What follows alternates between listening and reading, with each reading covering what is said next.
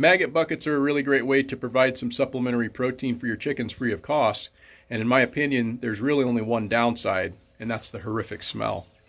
That's one of the reasons why I start with a new bucket each season, and that's what I'm going to be doing today, is assembling a new bucket. I thought that I would show you how it is that I put that together and the reasons why I'm doing it that way. And they're a very simple design. There's really not a lot of moving parts and not a lot you can do to modify them. However, I have made a modification, which in my opinion makes it a little bit easier for the flies to get in, to do their work, and then for the maggots to get on out. It just starts as some kind of a vessel that you put things in that flies are going to be attracted to.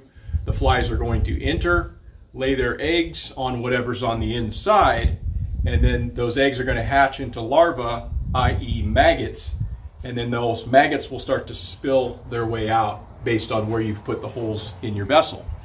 I prefer using a 5-gallon bucket. Not only does it have the handle that you can hang it with, but it's an appropriate size for roadkill or any other dead things that you may want to put in this. I'll show you where I put the holes in this bucket, as well as what I put on the inside, which kind of helps the maggots in some ways get out. One of the modifications that I've made that has proven to be somewhat helpful is I like to put something in the bottom that kind of helps to elevate whatever it is that I'm putting in here. Cut to the inside diameter of the bottom of that bucket and assemble them in this fashion, which is going to give me the maximum amount of elevation for whatever's on the inside. Put something together that looks like that.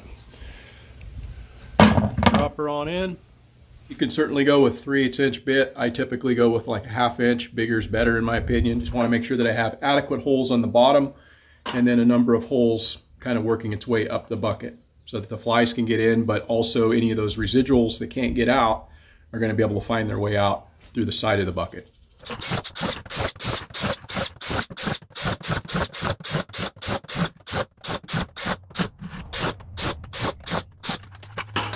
This is more than enough for the bottom. All I really need at the top is like about 4 holes. Come about halfway down the bucket, do the same thing.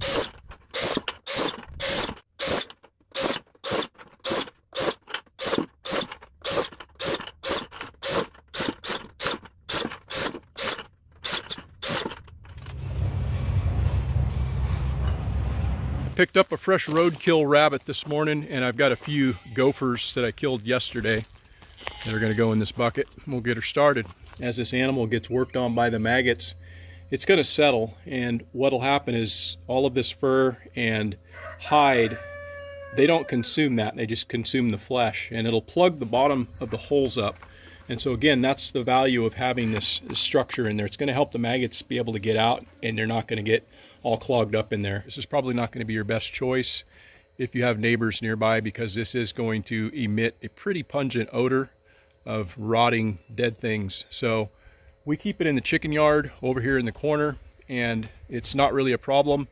Wind typically blows north-south, and it keeps it moving in that direction, so we're not inundated with that smell when we walk directly into this yard. But let me show you where I've got it over here in the corner, and then I'll show you what I'm going to do underneath it, just to prevent all the maggots from, you know, completely going directly into the ground. This old rotten piece of OSB down below, which is going to help to catch all the maggots, and then the chickens will start to run up here and have a feast. But we'll check back with this in a couple of days. I'll show you the progress, and then at the conclusion of this video, I will show you the entire process of what this is going to look like once it's completely done.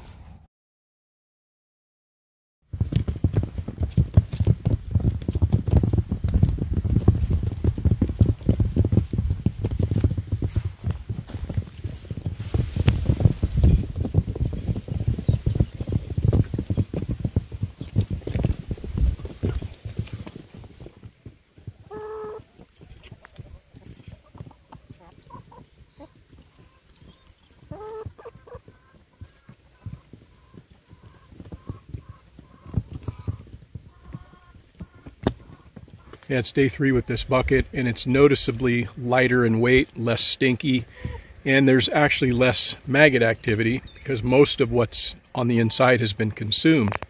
But let's see if we can't shake something out. Just comes out like a Pez dispenser, and the girls are more than happy to do a little tap dancing.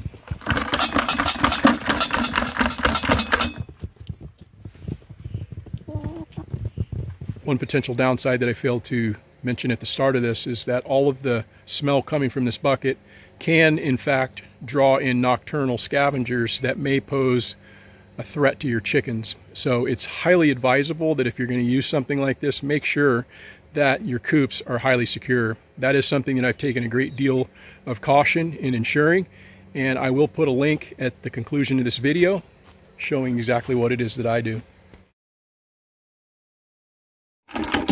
And there is really just not that much left in here. When the chickens are sleeping, the maggots will kind of spill off the edge of the board. But usually by the next day, they're pretty adept at realizing that, hey, there's a lot of larvae, and they'll scour this perimeter and work it pretty clean. It's now day 5, and I'm going to go ahead and open this up and show you the efficiency of what these maggots are able to do to a carcass. So that's all we've got on the inside after 5 days. Is some hide, hair, and some bones. There's actually some feathers in there too from a bird that I wound up sticking in there that I found. And so what I'm going to do with the contents of this is I have a tree out on this line that isn't doing nearly as vigorously as some of the others. And so I am going to be digging a hole on the outer edge of this drip line and burying the contents here in hopes that as this further decomposes, this will contribute to the health of the soil and contribute to the health of this tree.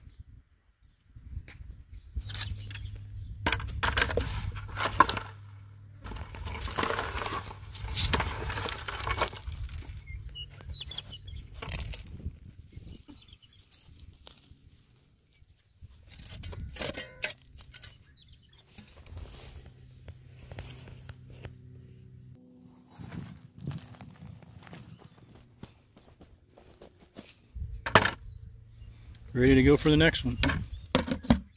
Please consider subscribing to the channel. Thanks for watching. We'll see you in the next video.